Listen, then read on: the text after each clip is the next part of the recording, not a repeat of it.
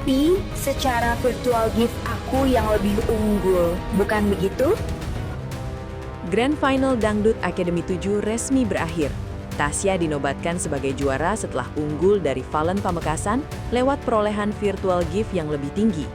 Secara aturan, kemenangan ini sah, diakui penyelenggara, tercatat di sistem, dan disaksikan publik secara langsung. Namun, seperti yang sering terjadi dalam kompetisi besar, drama tidak selalu selesai saat piala diangkat. Justru setelah lampu panggung padam, perdebatan baru mulai menyala. Kali ini bukan soal teknik vokal, bukan soal penghayatan, bukan soal kostum atau penampilan.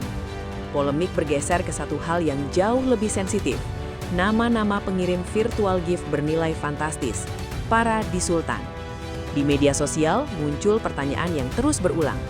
Kalau memang sistemnya virtual gift, siapa sebenarnya orang-orang yang mengirim gift paling besar? Dari sinilah narasi mulai terbentuk.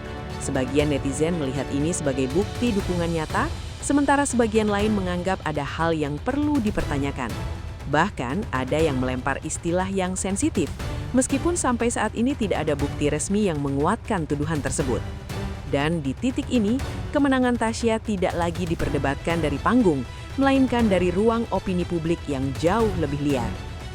Yang membuat situasi semakin panas adalah cara publik memaknai virtual gift. Karena virtual gift bukan hanya angka, ia membawa emosi, fanatisme, dan rasa keadilan. Ketika seseorang kalah, penggemarnya mencari alasan. Ketika seseorang menang, pendukungnya mencari legitimasi.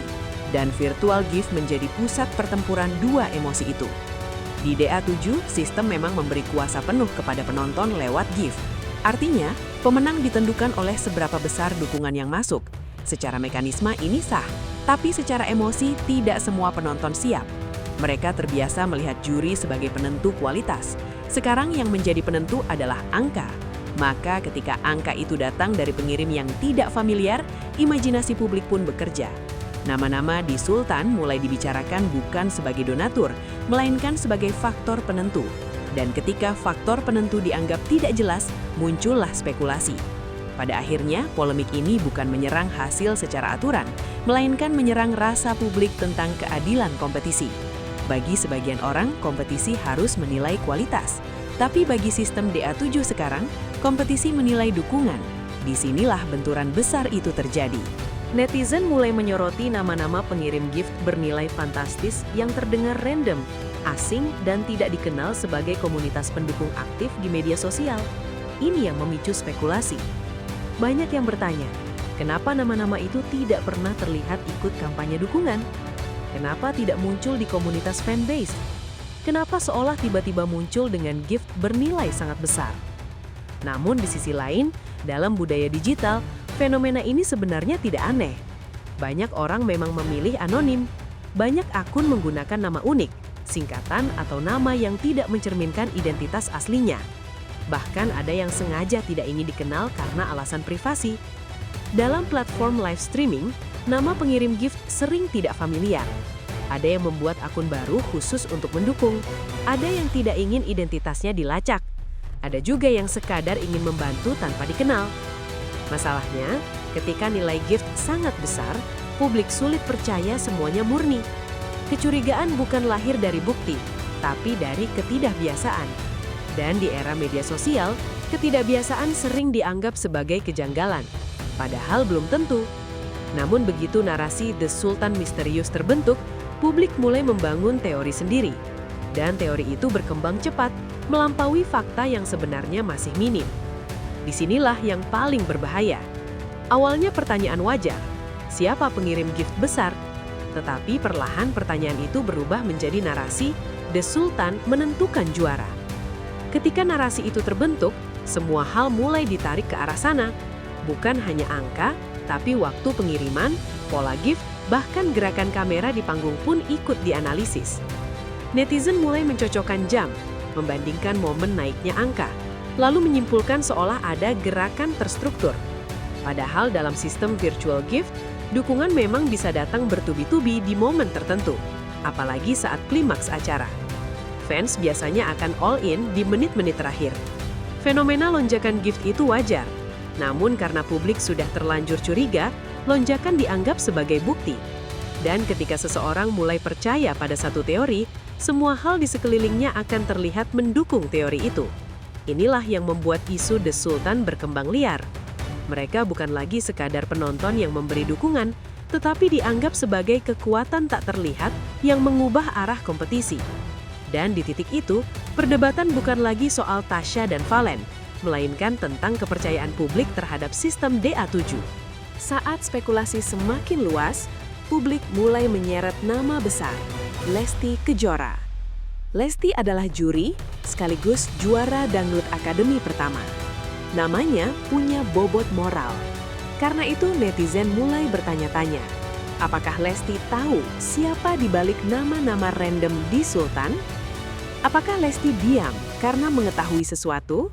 Atau justru ia tidak terlibat sama sekali dan memilih bersikap bijak? Disinilah problemnya. Di era media sosial, nama besar sering dijadikan penguat narasi. Bukan karena bukti, tetapi karena efeknya besar. Lesti dianggap punya akses karena ia berada di dalam panggung DA7. Padahal, posisi juri sangat jelas. Mereka menilai penampilan, bukan mengatur gift. Tetapi publik kadang tidak peduli batas itu. Ketika kecurigaan sudah muncul, mereka mencari simbol. Lesti adalah simbol paling mudah, karena kalau seorang juri legendaris ikut bicara, publik akan percaya. Namun, Lesti tidak pernah mengomentari isu The Sultan secara eksplisit. Ia tetap tenang, dan justru ketenangan itu membuat spekulasi semakin ramai. Diam dianggap kode, padahal bisa jadi diam adalah pilihan profesional. Sebelum publik larut dalam dugaan, ada satu fakta yang wajib dipahami. Sistem virtual gift di DA7 berjalan otomatis melalui platform resmi. Juri, termasuk Lesti, tidak punya kewenangan mengatur jumlah, jenis, atau asal gift. Tidak ada tombol untuk menaikkan angka, tidak ada fitur untuk memilih pemenang. Gift masuk dari akun pengguna, diproses oleh sistem, lalu dihitung sesuai aturan yang ditetapkan. Artinya, posisi juri benar-benar di luar mekanisme ini. Mereka menilai penampilan, memberi komentar, dan menjaga atmosfer panggung. Inilah yang sering dilupakan publik. Mereka melihat juri sebagai orang di dalam sistem, padahal sistem penentuan pemenang ada di penonton. Maka menyambungkan isu The Sultan dengan Lesti tanpa bukti adalah bentuk asumsi yang terlalu jauh. Namun di media sosial, asumsi sering lebih menarik daripada fakta. Karena fakta terasa membosankan, sementara dugaan terasa dramatis. Dan drama selalu menang di algoritma. Karena itu, klarifikasi paling sederhana sering tenggelam oleh narasi yang lebih sensasional. Padahal kalau mekanismenya jelas, maka isu seharusnya kembali ke satu hal. Apakah publik siap menerima sistem kompetisi yang sepenuhnya berbasis dukungan? Salah satu alasan nama pengirim gift terlihat random adalah karena akun digital memang bebas dibuat. Orang bisa memakai nama apapun. Ada yang memakai nama lucu, ada yang memakai angka, ada yang memakai singkatan, ada yang sengaja memakai nama yang tidak mencerminkan identitas. Banyak pengirim gift juga memilih anonim karena tidak ingin terlihat pamer, tidak ingin jadi sasaran komentar, atau sekadar ingin mendukung tanpa diketahui. Bahkan ada akun yang dibuat khusus untuk mendukung satu finalis saja, lalu menghilang setelah acara. Ini lazim. Dalam banyak kompetisi live streaming, pengirim gift bernilai besar tidak selalu aktif di media sosial karena fokus mereka hanya di platform gift.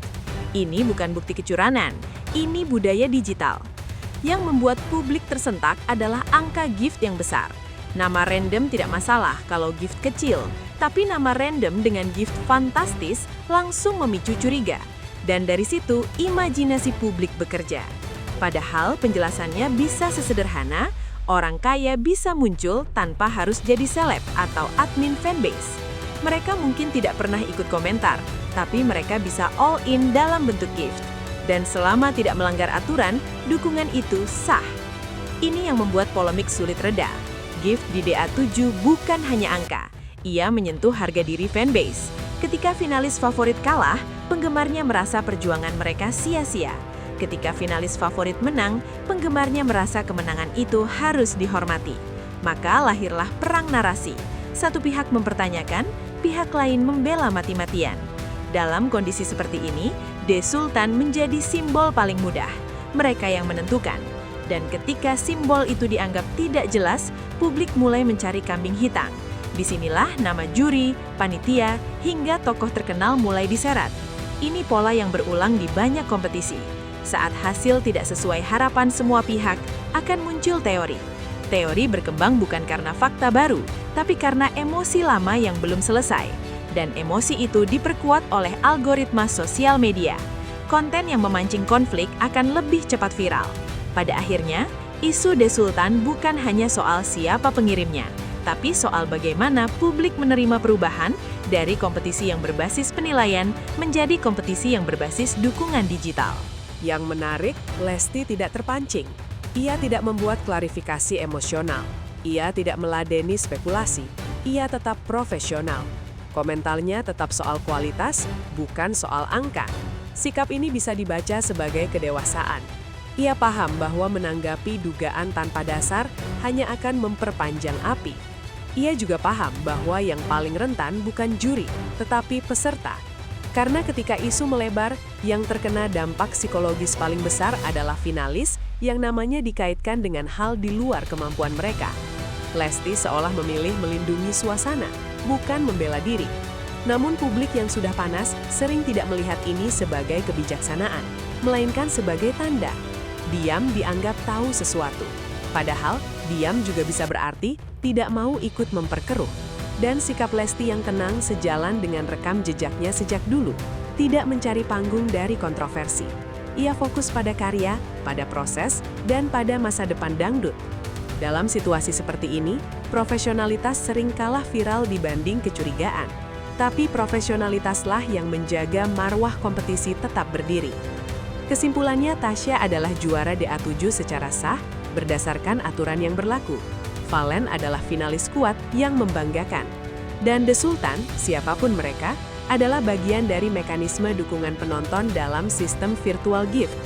Tidak ada bukti resmi yang menunjukkan adanya keterlibatan juri seperti Lesti dalam urusan gift.